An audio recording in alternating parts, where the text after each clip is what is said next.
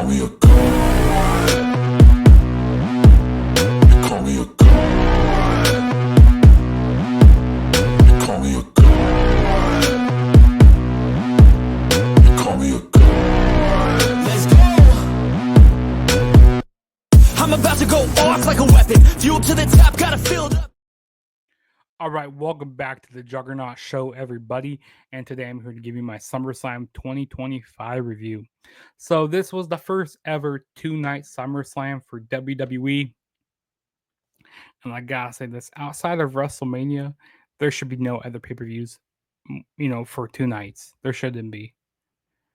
And I feel like, moving forward that they're going to make, because I've been hearing rumors about they're going to make Survivor Series 2 nights. They're going to make the Rumble 2 nights and possibly even Money in the Bank, which I don't want that to happen because, wrestling, sometimes there's this oversaturation. But I mean, that's just me. That's the topic for another day. But overall, I thought SummerSlam was a very enjoyable PLE. I thought it was really good. But I thought night 2 was better. Thought I had the pacing was a lot better on night 2. A lot of the match quality was a lot better as well. So yeah, I definitely think night 2 was better. But let's quit wasting time and let's get started with this review.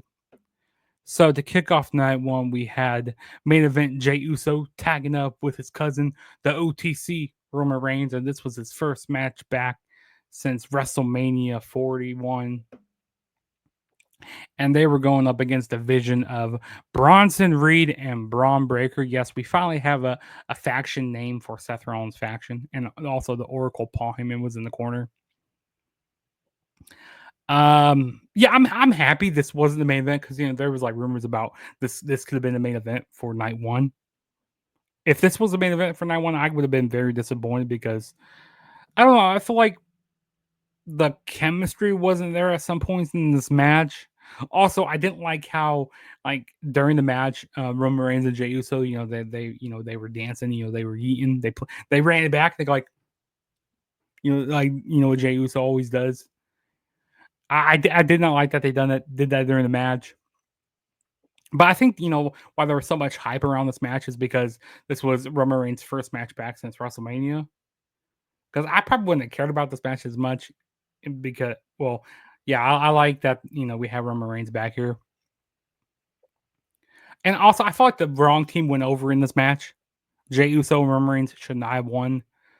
And also, there's one point in the match where Braun Breaker, how he does that jumping clothesline? I feel like, onto the announce table, he kind of didn't land that really good on Roman Reigns. It didn't look that good. And there was one point in the match where Roman Reigns sacrificed himself. He pushed Jey Uso out of the way to take a spear from Braun Breaker. I mean, there were some nice spots in this match. I like the kind of the saves that they were doing, trying to stop Jey Uso trying to tag in Roman Reigns. Like what Braun Breaker was doing, he pulled Roman Reigns down off the apron. I just like how cocky Braun Breaker was in the match. He was kind of singing to Roman Reigns. It was like Roman Reigns. He was doing that. You should have stayed home. You should have stayed, or you should have stayed away. So I thought that was pretty interesting. He also had this pretty big spot where they busted the barricade down. Roman Reigns speared, I believe it was Bronson Reed through the barricade. And then ultimately, Jey Uso, he would hit the Uso splash onto Bronson Reed to pick up the victory. I mean, it was an okay match. I didn't feel like I said, I didn't feel like the chemistry was there. I didn't feel like the match quality was all that great.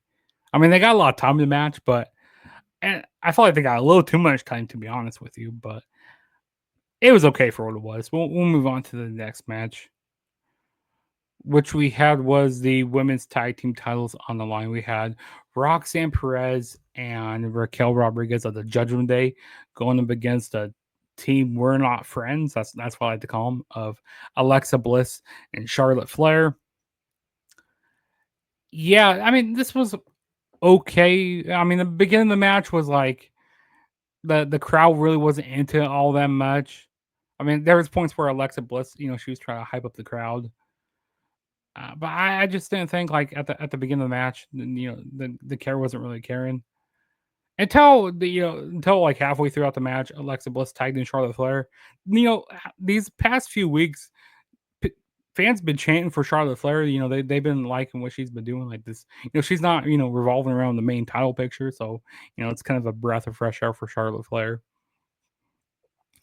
I think there was this really cool spot where uh Roxanne Perez, she did this pop rocks and onto Charlotte Flair, and then like to break up the pin, Alexa Bliss hit this like nice neck breaker. I thought that was pretty cool in the match. You also saw a mishap of Alexa Bliss and Charlotte Flair. They kind of Alexa Bliss punched punched Charlotte Flair in the face because they kind of saw a little mishaps there. And then it looks like Alexa Bliss, she was going to go for the Sister Abigail. And it looks like Charlotte Flair was going to like attack her or something, but no, she ends up doing a big. Charlotte ends up doing a big boot onto Raquel Rodriguez, and then Alexa does the Sister Abigail onto Roxanne Perez, and we got a new WWE Women's Tag Team Champions, and the team were not friends, and they're kind of friends now, after becoming tag team champions. But I mean, it was okay for what it was. The match quality was okay. But yeah, we'll move on to the next match. Next match we had was Sami Zayn going up against Karrion Kross. So the storyline behind this, or like the stipulation behind this, was if Karrion Kross won, Sami Zayn had to admit that Karrion Kross was right, and then if Karrion Kross or if Sami Zayn won, then Karrion Kross would have to admit that he was wrong. All about Sami Zayn. Yeah, I mean, I kind of been having some like more hype that was going into this match, but like, I don't know. I felt their Night Champions match was a lot better than this here. I mean, I don't know. I just wasn't feeling this match for some reason. It feels like this could have been on Monday Night Raw or something. There were points where Karrion Kross, he tried using the pipe onto Sami Zayn. He also had Scarlett, saying, "Just admit it that Karrion Kross is right. That he's right. Admit it." So you had a lot of that in the match. I don't know. I just didn't feel like some of the moves in the match were executed all that great. And there was even one point in the match where Scarlett, she handed the steel pipe to Sami Zayn. It looks like Sami Zayn, he was going to use it. He was very contemplative about using it, but then he throws the pipe onto the ground, and he doesn't use it. And then that basically sets up for Sami Zayn to do the haluva kick onto Karrion Kross, and Sami Zayn wins. And I mean, that really was that. And it seems like that Karrion Kross, he got offered a new contract, so who knows if Karrion Kross is going to be re-signing his contract. But I don't know. The match was okay for what it was. I have more expectations about this match, and it didn't deliver all that well for me, to be honest. But yeah, Sami Zayn ended up winning here. And then the next match we had was the WWE Women's Championship on the line. We had Tiffany Stratton defend the title against Jade Cargill.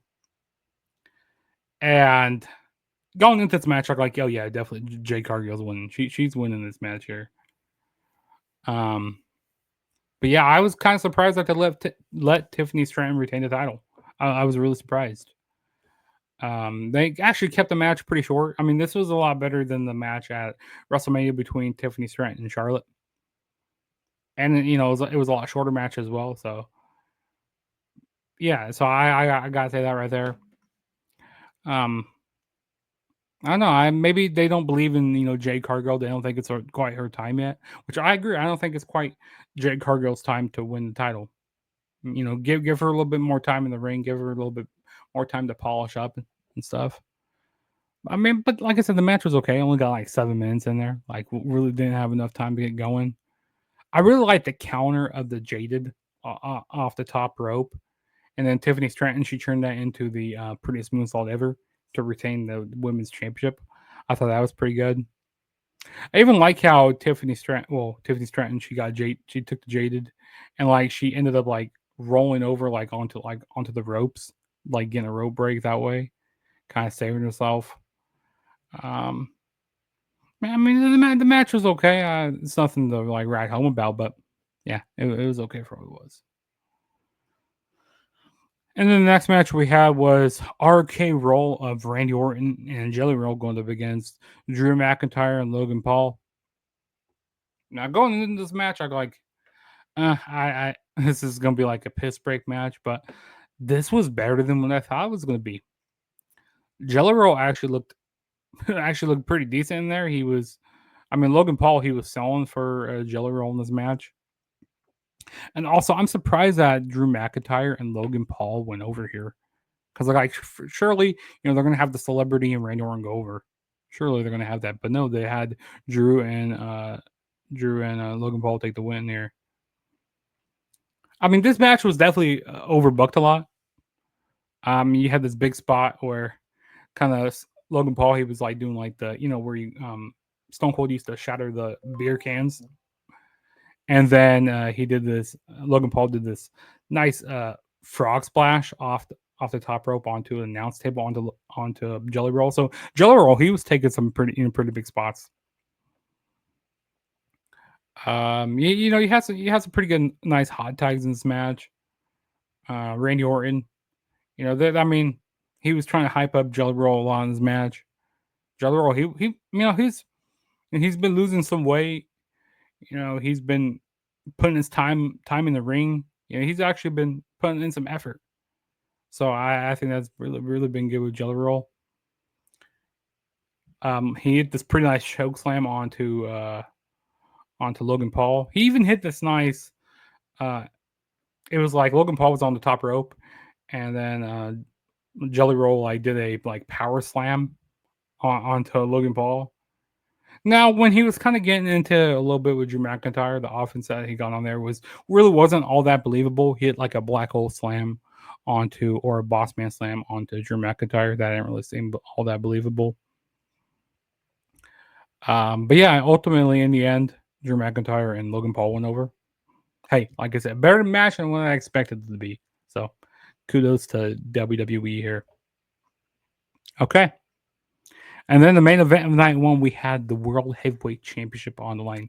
We had Gunther defending the title against CM Punk. And yeah, this match here definitely saved night one. This was an awesome match. They got a lot of time in this match, 30 or so minutes in this match. They really made Gunther to be really dominant in this match. And CM Punk, I liked the way, the different, the strikes that he was doing, the different type of jujitsu, like with his MMA background, this kind of helped out CM Punk. And CM Punk, he's in some of the best shape of his life. He could still go in the ring. And he was, Punk was really working on the arm and targeting that arm because, when Gunther likes locking that sleeper hold. So I really like the strikes that CM Punk was doing. And also Gunther, his chest was just looking all, sorry, not Gunther. Punk's chest was looking all red after all the chops he was getting. He was kind of even bleeding from his chest at some points. I like the different transitions that they were doing. There was one point where Gunther even locked in a sharpshooter, and then CM Punk even transitioned into a sharpshooter of his own, which was pretty cool. What else did we have in here? The spot on the announce table when CM Punk. This kind of takes me back to what happened at WrestleMania 40 when Punk sweeps the legs of Drew McIntyre. Well, Punk swept the legs of Gunther, and Gunther's face landed on a table, and kind of let Gunther blade a little bit, and you saw blood gushing down the face and the nose of Gunther. So it made it more believable that CM Punk had a chance of beating Gunther. Because like I said, they were making Gunther look very strong.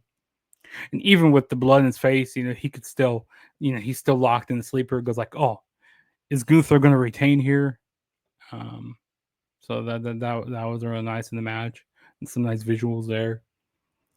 And then like towards the end of the match, Punk he hit this GTS, and it kind of had Gunther a little bit groggy, and then Punk hits another GTS, and finally puts him out. And then 1, 2, 3, CM Punk wins the World Heavyweight Championship. This was an awesome moment. I was so happy that Punk won. This is like one of my favorite moments for like CM Punk winning the world title. Maybe behind Money in the Bank. There was like a lot of emotion in his face, and like you saw tears going down his eyes. This was awesome for CM Punk here. But then we had Seth freaking Rollins come out. He had some crashes on. He had a knee brace on. It looks like he was kind of like kind of sending CM Punk a message going like, hey, I got this briefcase until June. You better watch your back. And then it looks like Seth Rollins is leaving. He turns around, drops the crutches, takes off the knee brace, and he comes in and cashes in his briefcase on CM Punk. And then Punk gets hit with the briefcase a few times. Then we have a stomp onto CM Punk and new World Heavyweight Champion Seth freaking Rollins. The heist happened again. It was crazy. Yeah, I kind of feel like it was all rules with Seth Rollins' injury. It wasn't real. I mean, maybe it could have been. Maybe he could have been injured for a few weeks. It wasn't as severe as people thought it was going to be. So yeah, but it was all rules all along. And yeah, I mean, very heartbreaking for CM Punk, but this kind of reminds me of when Daniel Bryan got cashed in on by Randy Orton at SummerSlam 2013. It's kind of like in the same like story sense in a way.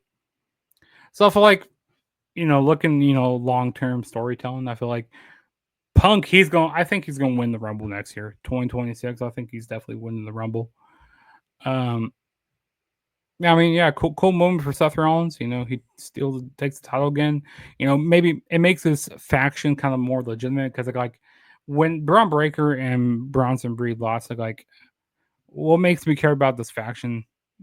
Like I just don't care about it that much. But then now that Seth Rollins has World Championship, I'm like, okay, I actually am intrigued to see what happens more. And who knows when CM Punk will get a rematch, or if he'll not get one. Maybe, like I said, he wins the Rumble. But yeah, that was how night one ended. Yeah, that was this match here saved SummerSlam night one. Definitely best match of night one.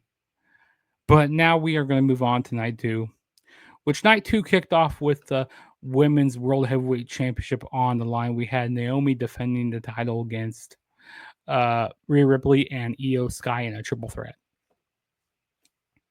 Now this kind of reminds me of the match that happened, at WrestleMania, that triple threat. And this kind of going back to like WrestleMania night two, because they started they had a Women's World Championship triple threat, open it up, and then they had Cena and Cody main event. So this is kind of like going back in time a little bit here. But yeah, this match here, this was a good opener. I mean, Rhea Ripley and Io Sky, the chemistry that they have in the ring are great. And then you add Naomi in here. She was doing some good stuff tonight. She was being a nice heel in this match. Naomi ends up winning. She ends up escaping with her championship. After Rhea Ripley, she does the avalanche riptide onto Io Sky, and then Naomi rolls up. Naomi rolls up Rhea Ripley for the 1, 2, 3, and still the Women's World Heavyweight Champion is Naomi. So I mean, I'm happy that Naomi retained, and also that entrance that Naomi did was really good. Like her dad playing the guitar to the ring. So I got, oh yeah, definitely Naomi has to retain now. Naomi has to retain. But yeah, all these women worked really good in the match. It was good stuff. I really enjoyed this match. Definitely a lot better than how night one started. I gotta tell you that right now. But yeah, this was a really fun match. And then the next match we had was the WWE Tag Team titles on the line. It was a TLC match, and we had 6 teams in this match. It was 25 years ago when we had the first ever TLC match. So they had to up the ante here. So we had the WWE Tag Team Champions of the Wyatt Six of Joe Gacy and Dexter Lumis going up against the Street Profits, going up against Fraxium, going up against the Motor City Machine Guns, going up against DIY and Ray Phoenix and Andrade. Boy, oh boy, this match was so overbooked. You had some crazy spots in this match. It was just wild. I don't even know where to begin, like naming all the spots that happened in this match. I mean, there was kind of one spot that I didn't like. It was like with the Street Profits, and it was like with Joe Gacy. They tried doing his back body drop onto a ladder. They kind of botched that a little bit at the beginning of the match. Didn't like that. You had like table spot after table spot after table spot. Like he had Ray Phoenix doing like a frog splash like off the top rope onto a table on the outside of the ring. Crazy spot there. You had Axiom doing a Spanish fly through a table. And then you had the Street Profits. I believe it was Street Profits. They like set up like you had 2 tables, and then you put two more tables on top. It was like you had 4 tables total, like something like you would see in WWE 2K, like in a video game. And of course, you had people from, excuse me, and of course, you had people from like, the managers from each faction. Like you had BFAB, and you had Nikki Cross, and then you also had, who else am I thinking of? Candice LeRae. Oh yeah, she took one of the nastiest spots throughout in the night. Like she was on top of the ladder, and she got knocked off onto this bridge ladder on the outside, snapped the ladder in half. I got, oh, Candice LeRae, she's done for. She dead. She gone. So that was crazy. It was just so overbooked. And then they tried to do the whole spear spot, where someone's hanging from the title belts.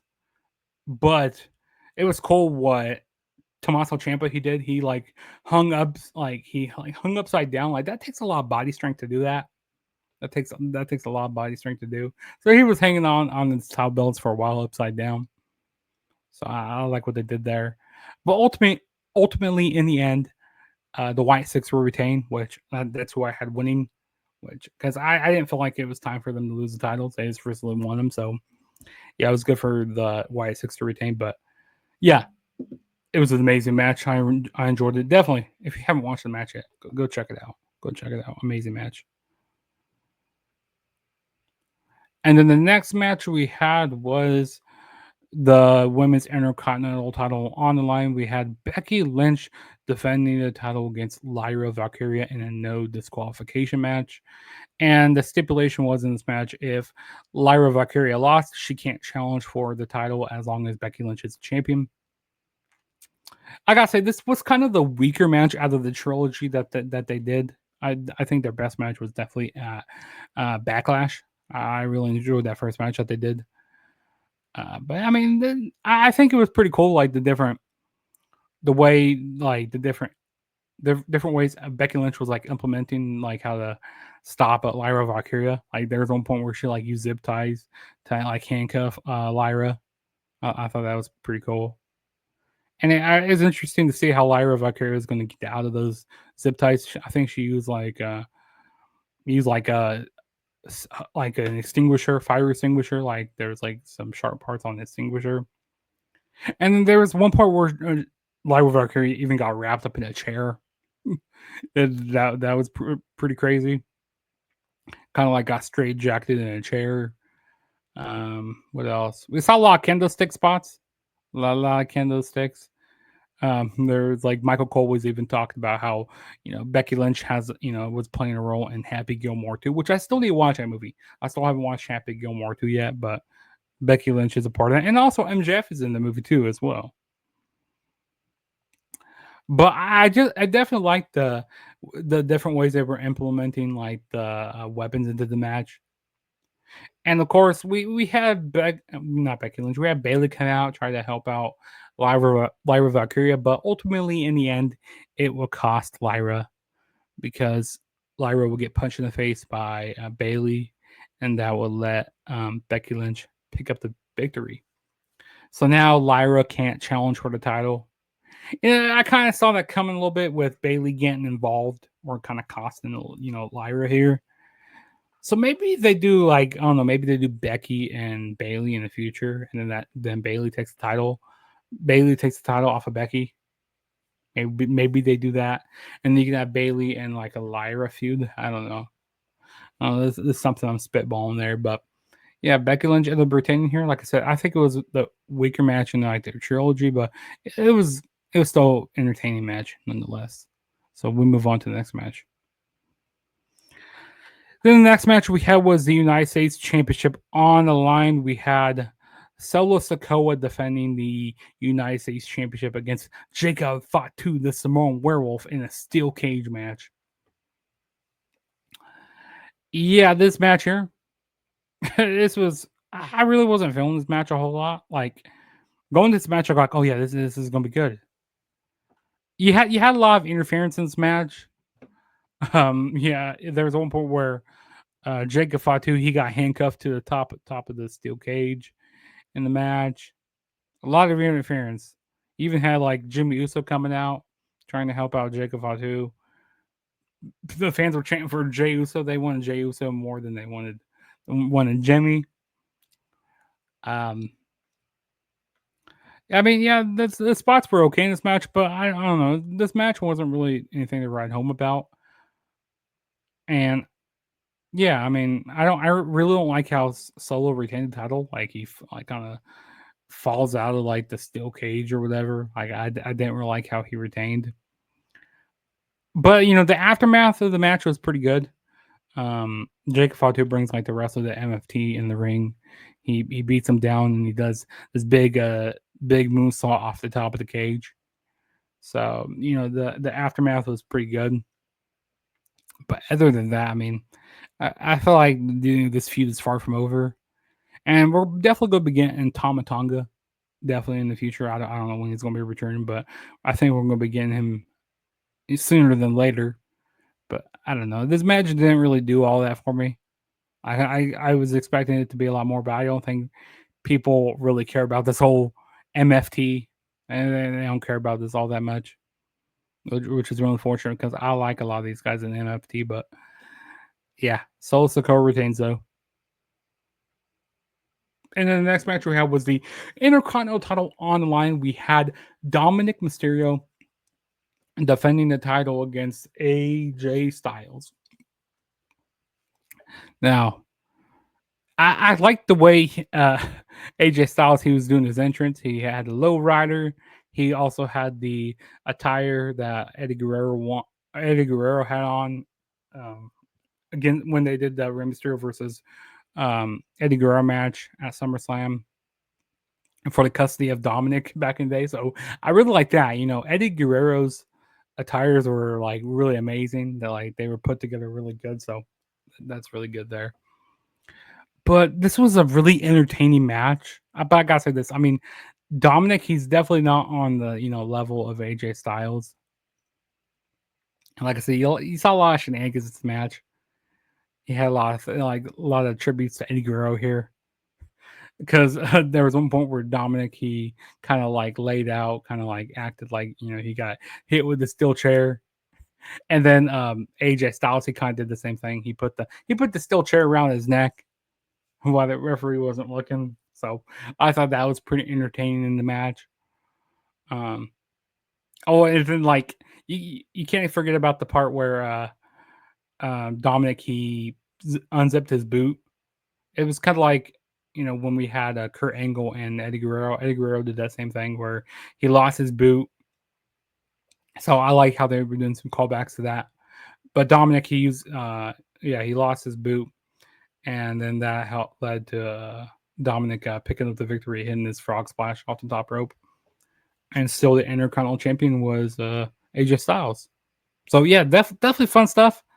Definitely really entertaining. I like the way AJ Styles is going. Like, he's like saying, "Hey, hope you get better. Hope you get better, Dom." Like it was very entertaining. I enjoyed it. I definitely hope AJ Styles gets an Intercontinental title soon. But hey, I mean, what Dominic Mysterio's doing, and like he's really over right now. I like this whole stuff that he's doing with the Judgment Day still. So really good stuff here. All right, and then the main event we had was the undisputed WWE Championship on the line.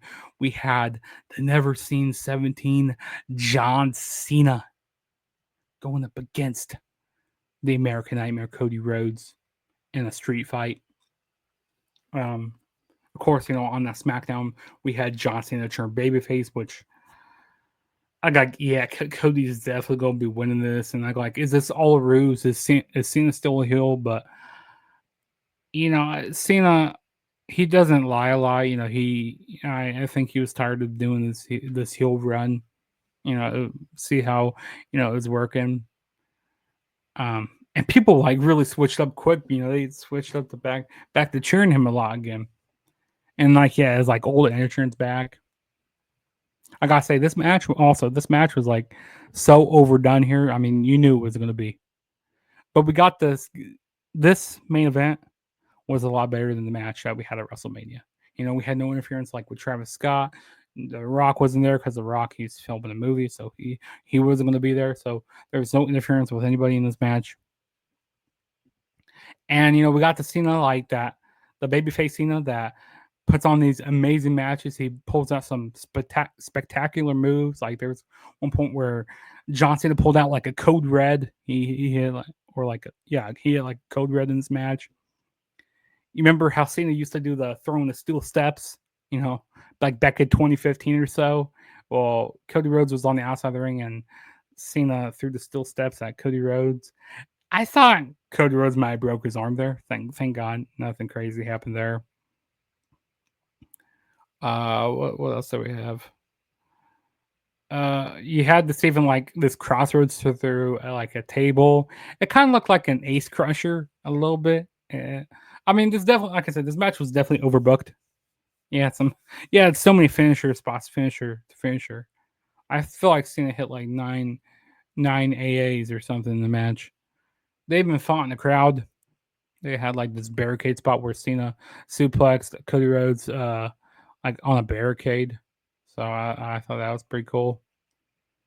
And also you saw some like little hints of like Cody Rhodes like, oh man, Cody Rhodes is kind of looking dark here.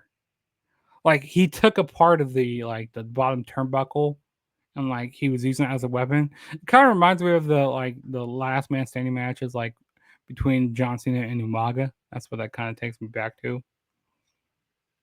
But yeah, Cody Rhodes was hitting him with the hitting and then John Cena with the turnbuckle, like the steel part of it. So I thought that was pretty cool. And it's like Cody goes like, I don't want to do this. It looks like he had some tears in his eyes. Or even hitting John Cena with the title belt. He has some remorse. Like he didn't want to hit him with it.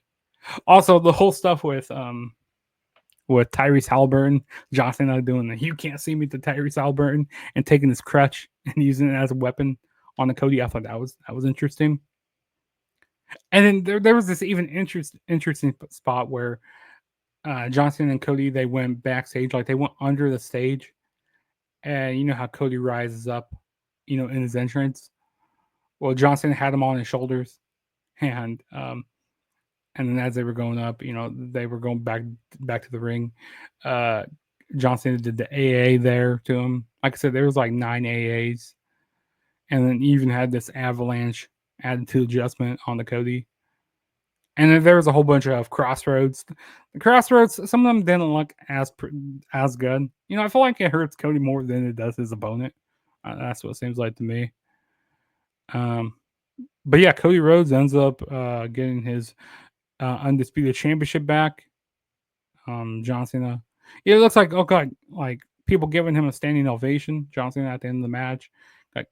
Like man, this looks like this is the last match for John Cena. The way that they were like cheering him, like the way how upset he was. And then we hear the music of Brock Lesnar. Yes, Brock Lesnar is back in the WWE. Despite all the allegations, despite all the stuff that Brock Lesnar is a part of, Brock Lesnar is back. And I'm not gonna lie, I kind of popped for it a little bit. I kind of popped for it, but